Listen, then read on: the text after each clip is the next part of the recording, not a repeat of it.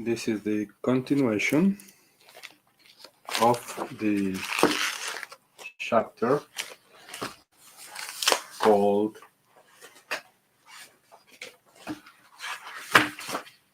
Adi Shankara and his four disciples. We will continue from the passage where Shankara called his disciple Padmapada, which means lotus foot. Shankara was now 16 years old. His allotted lifespan of 8 years had been doubled when he took the vow of sannyasa and the crocodile let go of his leg. Now his lifespan was up again. He finished composing his commentary on the Brahma Sutras when the sage Vyasa, disguised as an old Brahmin, appeared to Shankara and challenged him to a debate on his understanding of the scriptures.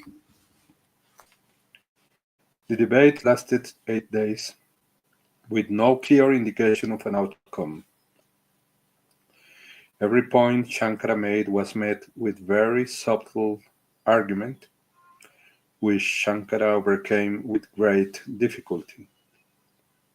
This went on for days. Shankara began to wonder if he would ever be able to defeat this old Brahmin. As the debate raged, Padmapada got an idea about the identity of the old Brahmin. At last he bowed before both and said, "This Brahmin is no one other than Vyasa, the knower of the essence of all Vedanta and the author of these Brahma Sutras. He is an incarnation of the god Vishnu, and as for yourself, you are Shiva himself. What are we, your disciples, to when Vishnu and Shiva thus clash in endless debate?" Shankara looked at the old Brahmin and saw through his disguise. Shankara said, "Your life and work have mitigated the pernicious of this Kali age. If you approve of my commentary on your aphorisms, then please pardon my lapses and reveal your true nature to me." At these words, Vyasa appeared on his own form. Seeing him was a rare sight for any embodied being. Shankara and his disciples approached Vyasa and offered him their deep respects. Vyasa took the commentary on the Brahma Sutras from Shankara and examined each verse.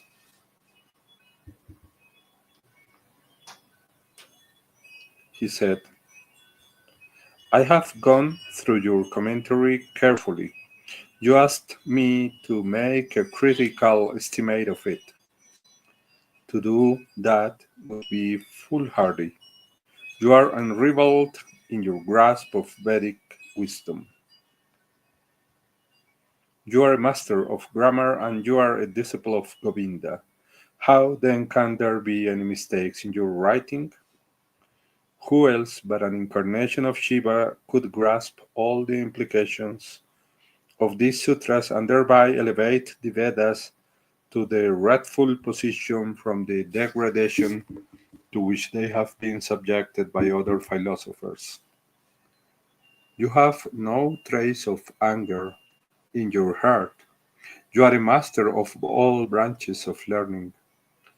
Many have made commentaries on my sutras in the past, and many more there will be in the future, but no one has known their real meaning except you. My heart is leaping with joy at your achievements." Vyasa turned to go, but Shankara stopped him and said, "I have written the commentaries, expounded on them, and also refuted the hostile doctrines. What else have I got to do?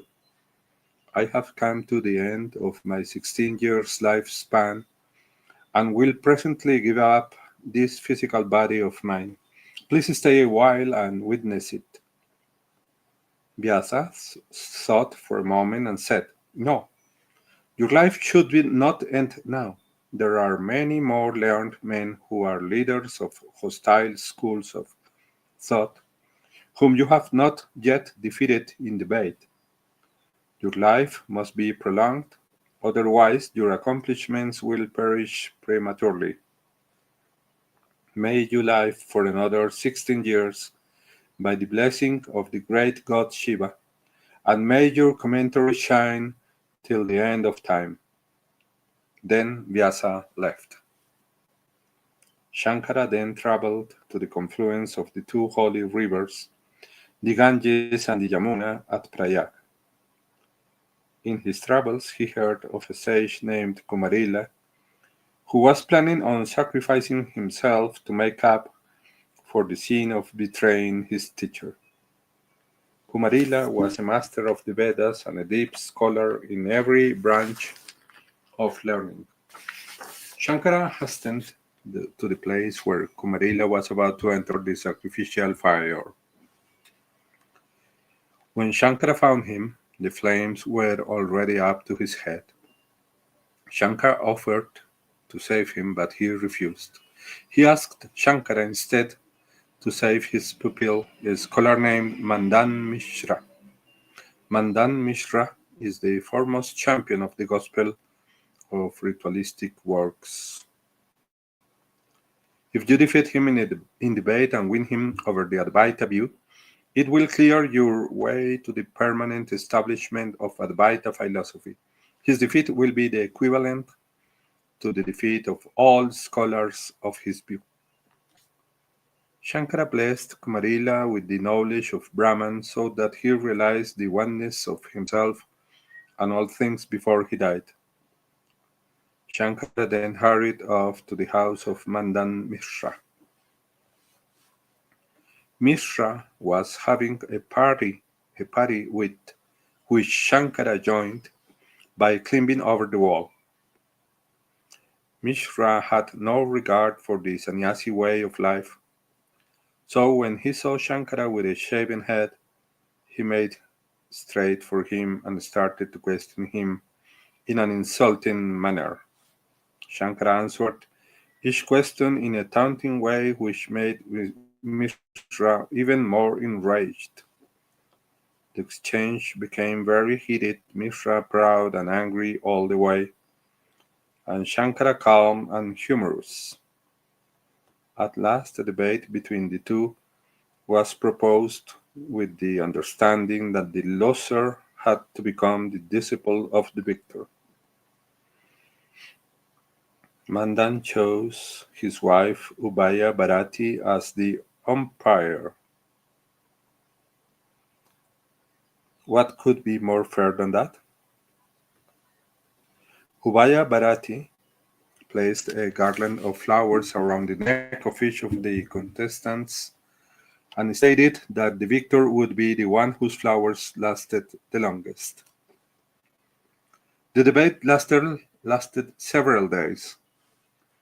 Mandan's arguments were superb, but no match for Shankara's logic. Point by point, Shankara eroded away the fortress of Mandan's philosophy, replacing it bit by bit with the knowledge of Brahman. At last, Ubaya Bharati accepted the arguments of Shankara and declared him the winner. Mandan Mishra looked down at his garland of flowers, and they had all died. Shankara's garland looked as fresh as the first day. Ubaya Bharati then assumed her true form, for she was no one other than the goddess Sarasvati, the goddess of wisdom, the sister of Lord Shiva. She started to ascend into the celestial regions, but Shankara stopped her with a mantra. He wanted to debate the goddess of wisdom.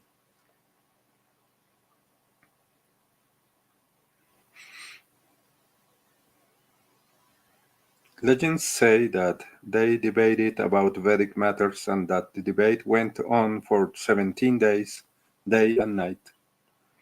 At last, Sarasvati conceded Shankara to be invincible in matters of the scripture. But what about the matter of love between the sexes? Shankara was an ascetic.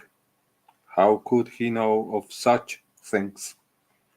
Therefore, with victory as her goal, she challenged Shankara. Discuss with me the science and art of love between the sexes. Enumerate its forms and expressions. What is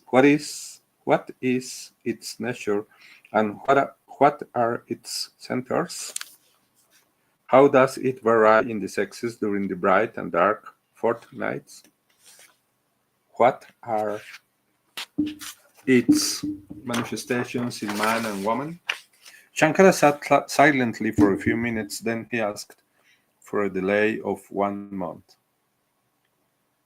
During the month, Shankara, through his yogic powers, entered the physical form of a king just as he passed away. The king had many wives, so in his nervous system and brain there existed much information that would be of use to the young ascetic. When he returned to his own form and approached Sarasvati, she conceded victory. Mandan Mishra became one of the four major disciples of Shankara. His monastic name was Shurishwaracharya. He is perhaps better known to us as Vartikakar. Vartikakar still had some doubts, owing to his long adherence to another philosophy. He asked Shankara to explain to him the correct interpretation of Jaimini's works. Vartikakar wanted to know how such a great sage as Jaimini could have been wrong. Shankara said, although he was a sage of perfected knowledge, he knew that the vast majority of people swimming in ignorance are not capable of perfect knowledge. They have to be prepared for it, so, as a means of a preparatory discipline, Jaimini composed his sutras. In order to understand Bhartikakara's last doubt, let's put it in more modern terms. Shankara's Advaita Vedanta says the Absolute is real, all else is unreal. The Atman, your real self, is the Absolute. Now, in view of that philosophy, how do you get in it? Certainly, saying the Absolute is the only reality does not change your world. Even if you believe in it with all your heart, will not result in any significant change. It must be a living reality. If it is not now a living reality, how could it ever become once one? Since Advaita states that the Absolute is without beginning. It is eternal. How can it begin to be real for me when it always has been real? And to make things even less clear, if I and the Absolute are the same, why is all this a mystery in the first place? Shankara's answer is that Maya, the power of illusion, makes a thing appear real when the only reality is the underlying Brahman. A man dreaming believes all that he experiences in his dream is real, but upon awakening discovers all was an illusion. Like that, the state of enlightenment is a state in which the experiences of the waking state are seen to be nothing more than an illusion. The waking state is just a higher form of dream. The ultimate reality is Brahman. Everything you see is Brahman. Everything you, you perceive is Brahman.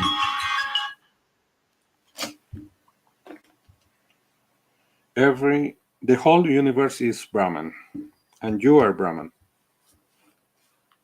In your dream, the underlying reality is you.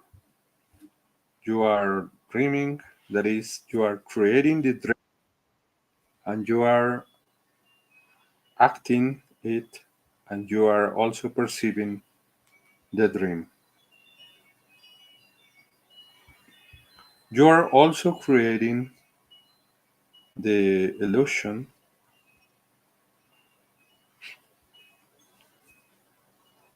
that you are separate from other people and objects in your dream. And higher you,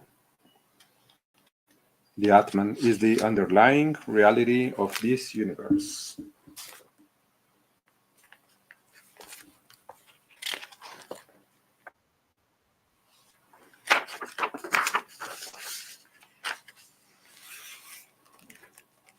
That verse in Sanskrit is translated into English or Spanish like this. Just as the reflection face produced by the mirror has no existence separate from the real face, there is no real existence of the embodied souls, which are no more than reflections of the consciousness produced by numerous intellects. That self-revealing substance, the Atman, which is the one source from which all reflections emanate, that I am.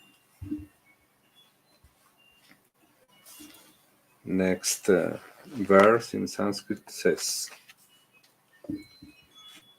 I am the ever cognizable substance, the Atman, which becomes single and unconditioned when dissociated from the intellects it manifests through. Next verse says, I am that single Atman, the ever abiding consciousness by which the mind thinks, the eye sees, etc., but which is ever dissociated from the mind, I, etc., and which has a nature inaccessible to the mind, I, etc. And the next verse says, I am the Atman, the ever-abiding awareness, which shines by itself clearly to the pure-minded, which, though manifesting severally through a multitude of intellects of beings, retains its non-dual nature, as does the sun appearing as many suns in the waters beneath.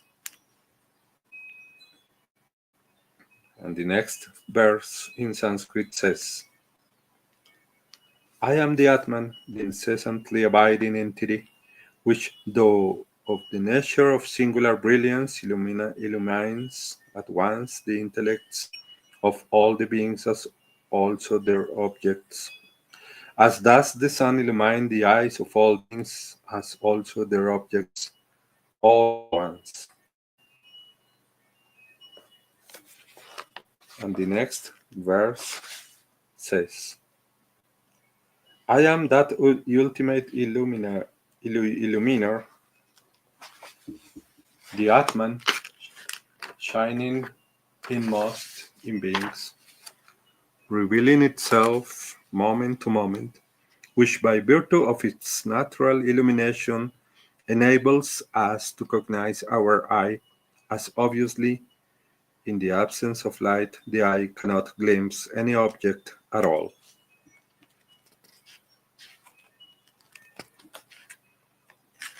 And the next verse says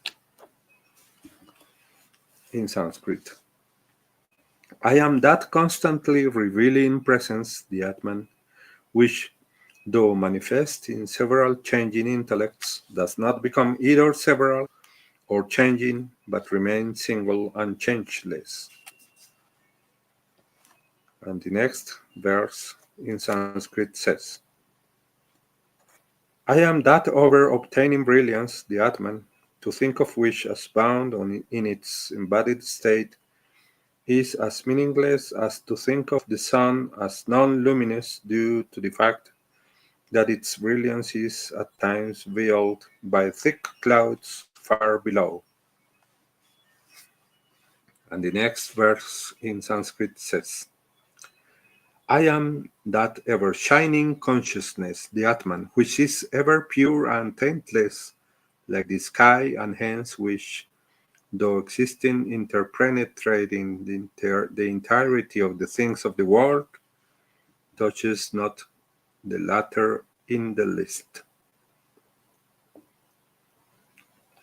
And the next verse in Sanskrit says, though immovable, O Lord Vishnu, you appear to be moving only because of the intellects in which you manifest, in the same way as a clear crystal appears to be colored when brought in contact with colorful objects, and again as the still moon appears to be moving inside the moving water. Shankara looked at Pravaka. Here the verses in Sanskrit ends, and we continue the lecture with this. I looked at Prabhakara and said, your son is not an idiot. To him, the deepest spiritual truths are as easily understood as is an amalak fruit gooseberry on the palm of the hand. The boy became a disciple of Shankara and was given the monastic name Hastamalika, which means as plain as an amalak fruit on the palm of the hand.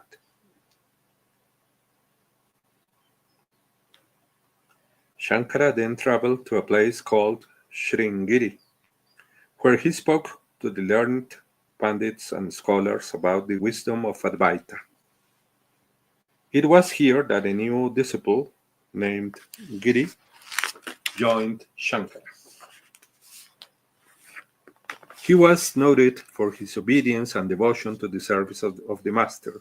Giri anticipated Shankara's every need.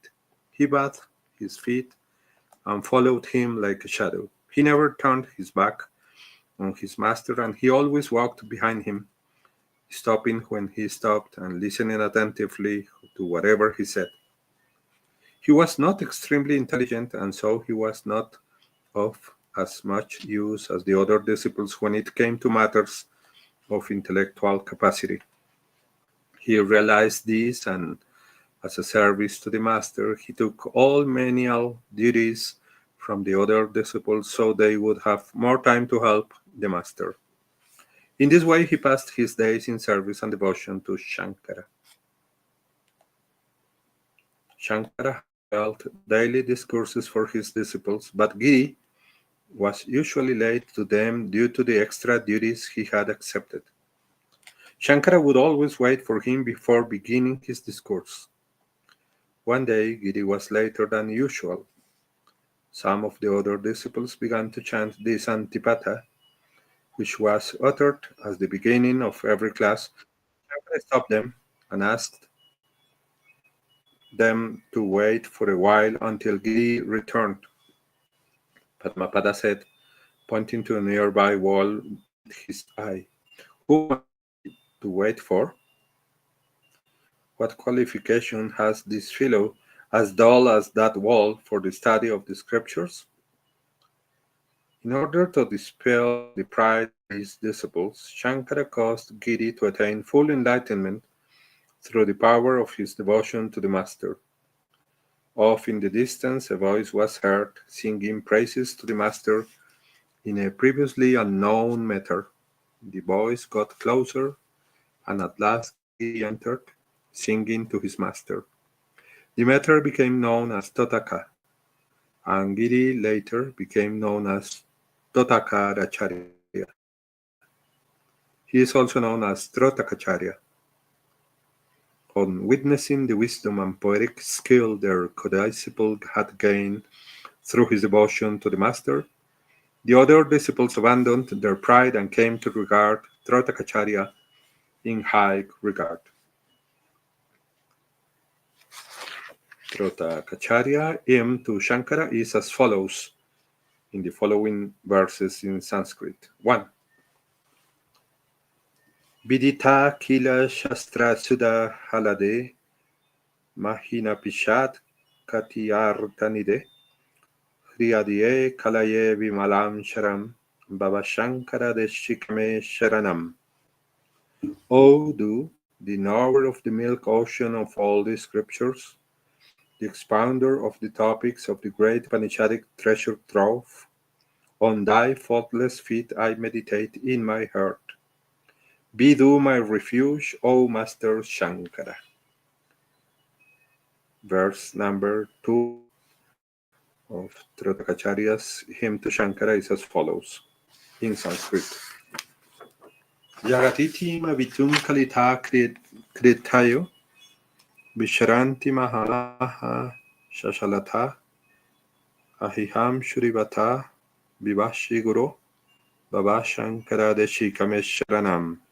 O teacher, for saving the world, the great assume various forms and wander in disguise. Of them, thou shinest like the sun. Be thou my refuge, O Master Shankara. Verse number 7. Guru Pungava Ketanate Samata Mayatam Nahi Kopi Shuddhi Sharanagata Vatsala Tatwanide Baba Shankara Deshikame Sharanam. O the best of the teachers, the Supreme Lord having the ball as a banner. No one of the wise is equal to thee. Thou who art compassionate to those who have taken refuge, the treasure trove of truth. Be thou my refuge, O Master Shankara. Verse number 8 in Sanskrit says, Vidita na maya vishadaya kala nasha kimchana kancha namasti guru drutameva videhi kripam saham Baba Shankara deshikame sharanam. Not even a single branch of knowledge has been understood by me correctly, not even the least wealth do I possess, O teacher. Bestow me on quickly thy natural grace. Be thou my refuge, O Master Shankara. There the 8 verses finishes, and the text follows as this. It is said that wise men seeing these 4 disciples, Padmapada, Hastamalaka, Bhartikakara, and Tratakacharya, wonder if they were the 4 Vedas embodied in human form. They were not the Vedas, but they were divine beings who had decided to incarnate in human form to take part in the adventure of the avatar of Lord Shiva. Padmapada was a manifestation of the god Vishnu. Hastamalaka was a manifestation of the god Vayu. Vartikakar was a manifestation of the god Brahma. And Nandikeshvara, Shiva's bull incarnated as Trotakacharya. Ubaya Bharati Mandan Mishra's wife was a manifestation of the goddess Sarasvati. According to records of the succession of Shankaracharyas kept in Kanchi Math, Kalika Math, and Jagannath Puri, Shankara was born in 509 before Christ. This is corroborated in all 3 centers. Who would be more interested in the time of Shankara than those very centers he set up to propagate his teachings? Also, the record of the genealogy of the kings of Tibet mention a visit by Shankara in the 6th century before Christ. The records kept at Sharada Math in Sringiri indicate that Shankara was born about 1900 years ago. But there are several discrepancies in the records, rendering them an unreliable source of information. One of the difficulties historians and scholars have in tracing the history of Shankara is the fact that he set up a monastic system of succession in 4 corners of India to perpetuate the wisdom. The word Sharya means teacher. The heads of these four centers or mats are called Shankaracharyas, a title meaning the teachers of Shankara's wisdom. Shankara himself is commonly known as Shankaracharya because he was the first. Sometimes he is called Adi Shankaracharya, meaning the first Shankara teacher. Historians find it difficult to believe that anyone who only lived 32 years could have produced so many commentaries and writings. Shankara is said to be the author of over 150 books. They don't take into consideration that he was an avatar of Shiva, so what would be impossible for him? He could even refer in his writings to events that had not yet occurred. It is possible, however, that some of the writings attributed to him may actually be the work of a later Shankaracharya. There was a very prolific Shankaracharya named Abhinava who lived from 788 to 840 after Deus. It is quite likely that the historians and scholars base their arguments on the date of Shankara's birth on the confusion between Adi Shankaracharya and Abhinava Shankaracharya, because it is generally agreed among scholars and historians that Shankara was born in 788 after Deus. Abhinava was the 33rd successor in his math after Adi Shankaracharya. The date of Shankaracharya's birth that is accepted by members of the order is 509 before Christ. He passed from this earth at the age of 32 in the year 477 before Christ. Before doing so, he set up his four major disciples as heads of centers of learning in the four corners of India according to Shiva's instructions to him. In the year 486 before Christ, Shankara installed Hastamalaka as the first Shankaracharya of Kalika math in Dwaraka.